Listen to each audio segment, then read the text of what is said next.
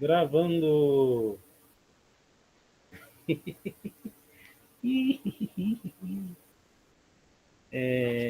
Vamos lá. Então, boa noite, pessoal. Bem-vindos. Eu acho que hoje vai ser menos gente. A Letícia, o Guilherme, a Késia, o Murilo e a Duda, enquanto estão aí. Então, vamos começar a falar um pouquinho desses capítulos aí que estão bem interessantes. Estão precedendo um evento muito importante que vai acontecer logo, logo. Eu preciso largar isso, senão não consigo falar mais nada. Senão só fico pegando ele. Você vai me morder? Não pode me morder. Você veio com pulga para casa, né? Eu tive que desinfestar. Vamos lá, pessoal. Então, o Eli, olha lá o Eli ali. Você quer ficar aqui? Quer ficar aqui? Então vamos lá. O, o capítulo 2. O Juninho estava lá se acertando com o Mestre Caruso. O Mestre Caruso deu um trabalho para ele, arrumou um trabalho para ele de entregador, ele conseguiu, né? E apesar de ele não ter se dado bem, né? Ele pegou gosto pelo trabalho. Tá? Ele estava entregador de bicicleta, né? E se sentiu útil, começou a ganhar dinheiro, podia comprar, né, ele fala, uma carne, pagar a Sabesp, que seria a companhia de água, né? Seria a nossa Sanesul, a linha telefônica que eles acabavam de instalar. E daí veio o primeiro emprego, carteira assinada, estava trabalhando no supermercado, começou a empacotador, foi para a padaria e tal. Então ele começou a pegar gosto no trabalho e ter dignidade naquilo, né? Algo que estava fazendo com que ele conseguisse ajudar em casa, né? Ser provedor também. E ao mesmo tempo, para de me morder. O... Vamos ver. Tá. É interessante, é uma parte sociológica interessante, porque isso aqui o Fábio passou por isso mesmo, né? Comecei como empacotador, subi a padaria, fui cortar frios e ensacar os pães. Conheci muita gente no mercado, pude ver que a favela é dos nordestinos, uns pobres coitados, que vieram do norte para tentar a vida boa. Ainda não conhecia as dinâmicas da história do Brasil, o motivo daquela gente ter parado nessas bibocas, a falência dos engenhos, a seca, a esperança do trabalho que São Paulo oferecia nos serviços, né, e nas fábricas. Eu morava no coração do Brasil, no estado mais rico, na maior das metrópoles, mas, para mim, até o início da juventude, só existiu o Jardim Luso, a minha mãe, o futebol, os bandidos e o cortiço do Celção, né? Os primeiros serviços e a convivência com o mestre Caruso me expandiram o mundo. Olha que interessante, né? O mundo dele foi se expandindo.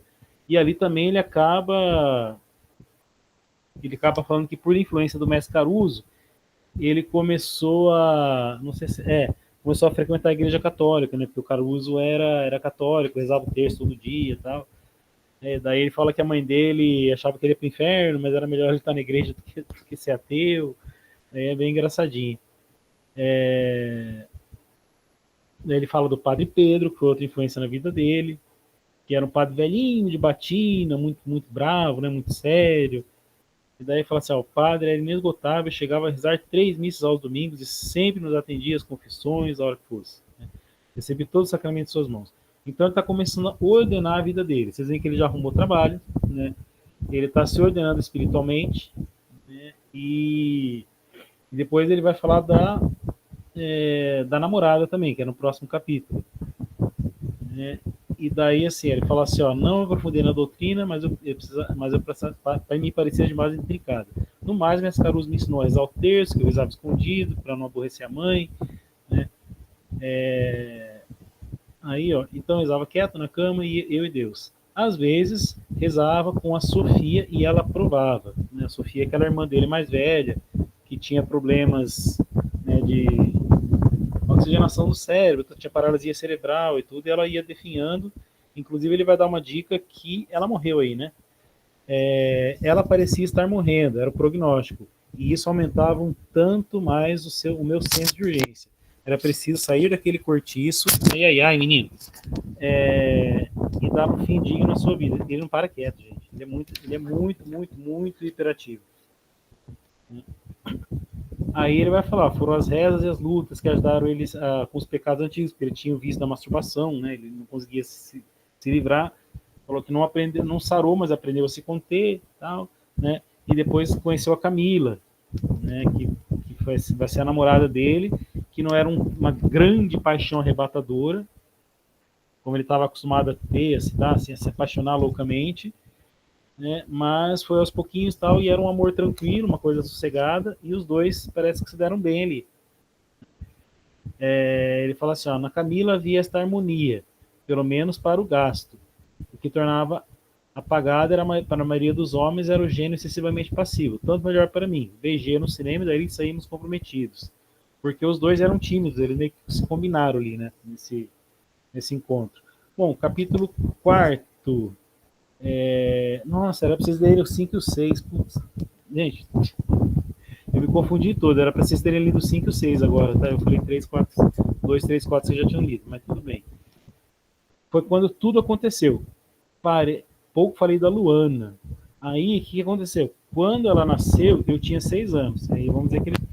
E a Luana já estava o quê? 6, já está com 12 anos. Tá? Então, 12 anos ou mais, não sei. Ela vai estar com seus 12 anos aí. E ela começou, deixa eu ver. Seu vistosa E ela começou a ganhar formas, começou a ficar bonita, e ela começou a pegar tudo de ruim que tinha do Celção.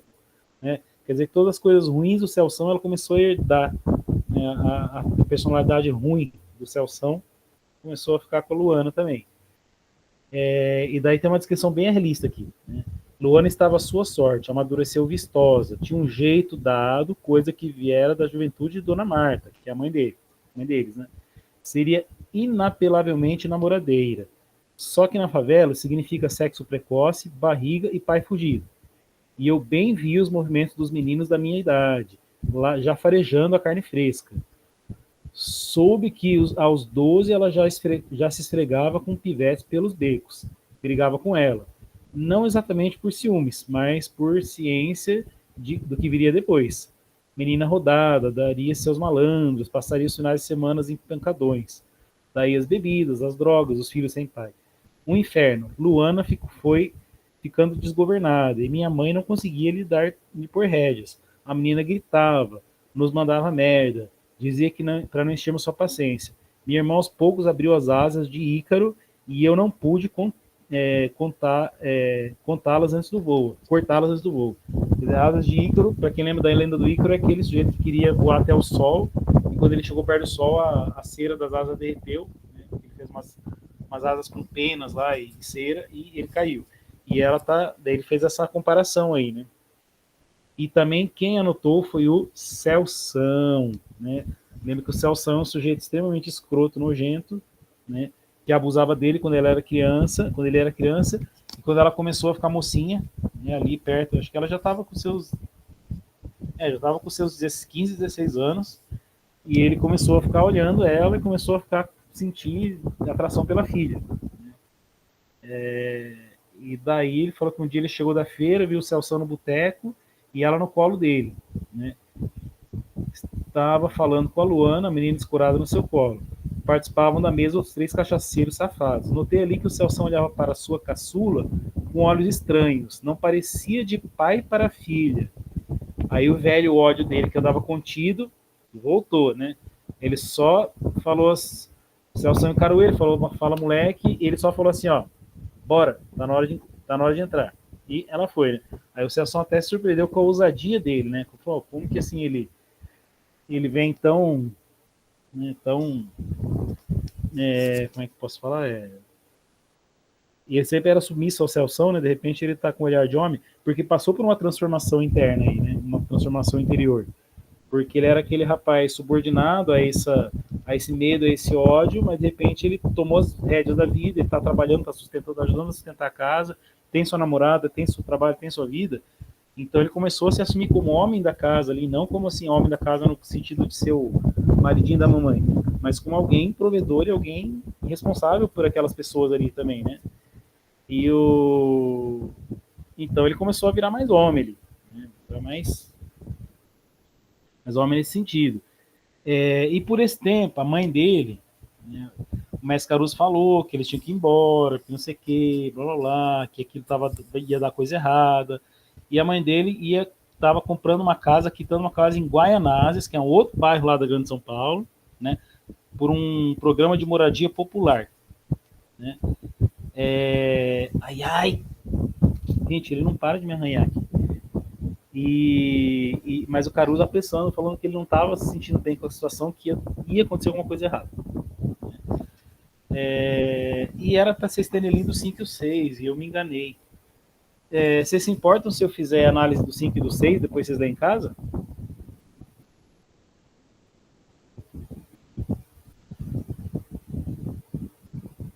Ô, pestinha. Escreve aí se vocês se importam ou não, daí eu já faço a análise do 5 e do 6. Que era para vocês terem lido hoje, eu meio que me perdi aqui, me confundi. Bom, aí, 20 de setembro de 2008, dali uma semana nos mudaríamos, a casa estava pronta, disseram os assistentes sociais. E ainda não sabia que eram picaretas e que tudo não passava de um golpe. Então, aquela história da casa do moradia popular é muito comum isso aí. Né? Vem um grupo falando, não sei o que, blá, blá, falando que a gente da assistente social, a gente do governo, blá, blá, e é tudo mentira. Né? Não tinha casa nenhuma, não tinha bairro nenhum, não tinha nada. Só pegaram o dinheiro das pessoas e vazaram. Né? Então, acordou naquele dia, rotina inspirada no Mestre Caruso, tomava banho frio, despertar o corpo, rezava alguma coisa, comia pouco, beijava a mãe, ia no seu quarto, ia para o trabalho e tal, e ele, né, na sua rotina de sempre. Ele fala assim, era estranho dormir naquela cama, ele dormia na cama do Nandinho, né? Parecia que o cheiro de sexo não desinfetava. E talvez, movido por aquele eflúvio sensual, vez ou outra ainda caía em tentação, né, no vício da masturbação. Daí me confessava com o padre Pedro, olha isso aqui, com o padre Pedro, que provavelmente nem ouvia o que dizíamos, dava sempre o mesmo penitência, te absolvo, Três Marias. De todo modo, não era mais cativo do vício. E nisso Camila, sem o saber, me ajudou. Né? Nosso namoro vingou, ela topou vir para minha religião. Ai, ai, faísca! Trabalhávamos juntos, tínhamos maus gostos em comum, etc, etc, etc. Daí ele fala, né, a mãe da Camila tinha Alzheimer, ela tinha que trabalhar para sustentar a mãe, tudo mais. E daí, naquele 20 de setembro, ele foi ao serviço do mercado. Estava bem na firma, conseguiu amizade com o gerente, ia conseguir um cargo na firma filial de Guaianazes, um cargo maior e tudo. Então as coisas estavam indo bem. Só que esse 20 de setembro de 2008 ainda vai dar o que falar. Aí vamos lá. O capítulo 6 apareceu nesse dia, o Nandinho apareceu lá no mercado. E ele estava transformado. Pançudo, ombro pesado, jeitão envelhecido, terno e gravata, né? Fazia tempo que a Simone tinha largado ele, que ele falava que era dondoca, né? Chegou de terno e gravata, Simone já havia largado, pelo que sei, não duraram juntos meio ano. Não era vida para a patroa. Era tudo uma questão de paladar. Para essa dondoca igualitarista, cozinhar para o seu macho teve, no início, né, um sabor inédito e excitante. Mas logo perdeu o gosto de novidade e ficou nas papilas apenas a realidade como ela é, crua e sem sal. Quando não, amarga. Simone pairava muito acima de Nandinho. Ele era um chucro que cantava para o gasto e levava jeito na cama. Mas, no fim, não havia papo. Ela falava de livros, de formação pessoal, espiritualidade moderna, e ele não se compreendia. De teatro, não gostava. Comida, só o trivial. Mas ele não cabia no círculo social da beldade. E daí tem uma coisa complicada aqui, porque daí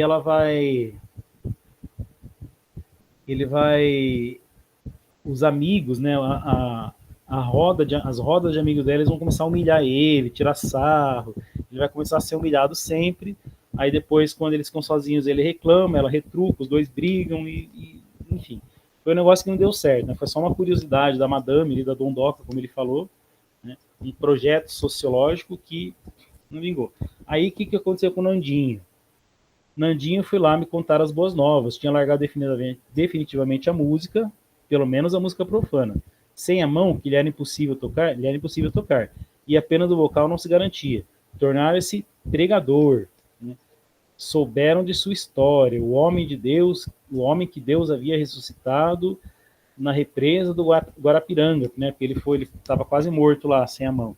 O milagre chegou no pastor de igreja média e Nandinho foi chamado para dar seu testemunho. Todos ficaram arrebatados e o Nandinho estava meio com o olho meio vidrado contando a história, né? Tinha ele fotos de seu corpo quando chegou ao hospital. Tinha takes de sua história passada e repassada, etc. Né? Ele baixara ao inferno, defrontou Satanás e o venceu. Depois viu a luz. O próprio Deus mostrou a ele e lhe deu o dom da revelação. Sabia ler sonhos, falar línguas angelicais, antecipar sucessos e evitar fracassos. Virou uma atração para aquela comunidade. Os fiéis curvavam sua presença, para eles a sua palavra era verdade e profecia. Então ele meio que virou um profeta, vamos dizer assim, de uma igreja aí. E virou meio que um picareta aí. Né? Convidou ele para ir no culto, ele agradeceu, não falou nada tal. E custei em chegar naquela figura burlesca, o mesmo Nandinho de sempre, o pagodeiro e pegador. Fiquei com a persistente sensação de que eu lhe houvesse enlouquecido. E termina mais ou menos aí, né, esses 2 capítulos. Tá? Gente, então, é isso. Você vê que tá passando por uma transformação na vida dele, e daí ele parou num dia específico da vida ali, de 20 de setembro de 2008. Né? A vida estava indo bem, Celção meio longe, meio por ali, mas ele já meio mantendo Celção à distância, né, com a sua autoridade, ele ajudando nas contas da casa, com a sua namorada, seu emprego, tudo firme, tudo certo, tudo correndo bem. Mas esse dia parece que alguma coisa não estava indo bem. Né? O Nandinho ali parecia que foi um certo prenúncio de alguma coisa que vai dar errado, né? Mas eu não vou falar o que é, tá bom? Então, para a semana que vem, vocês vão ler o capítulo 7, o 8 e o 9, que são curtíssimos. Tá? Na semana que vem não tem nosso encontro. Deixa eu ver aqui no. Semana que vem é feriado, para o dia 18, beleza? Dia 18, vocês leem o 7, o 8 e o 9, tá? Dessa parte 4, e daí a gente, inclusive, vai terminar a parte 4, e daí no dia vocês vão ler o 10. Gostaram da análise, pessoal? Tudo ok? Alguma coisa para dizer? Alguma uma fala, algum comentário? Gostaram? Entenderam mais ou menos como é que está o rumo da história aqui nesses capítulos que eu meio que resumi para vocês agora? Tá? O 5 e o 6, ok. Davi, ok. Guilherme, ok. Tá? Então leiam o 7 e mais o 8 e o 9. Tá? Daí no dia a gente vai ler o 10, que vai ser dia 25. Não, dia 18. Né? Semana que vem vai estar tendo festa aí na cidade, vai ser feriado, então não vai ter nada acontecendo. Beleza? Dá tchau pro pessoal aqui, ó. Pestinha. Quer dar tchau? Vem cá. Vem. Não é pra morder. Aqui está ele. Dá tchau. Tchau. Aí ele falou. Tá bom, pessoal? Deixa eu ver se alguém falou mais alguma coisa. Ok? Então, beleza, gente. Pro dia 18, capítulos 7, 8 e 9. Ai, ai. Ai, ai. Obrigado pela presença de vocês hoje. Dá tchauzinho. Dá tchauzinho. Tá bom? E eu não paro de brincar com esse gato aqui. Beleza, gente. Até mais. Obrigado, bom descanso. Quem tiver prova amanhã, bons estudos. E a gente se vê por aí, tá bom? Até mais, pessoal. Tchauzinho.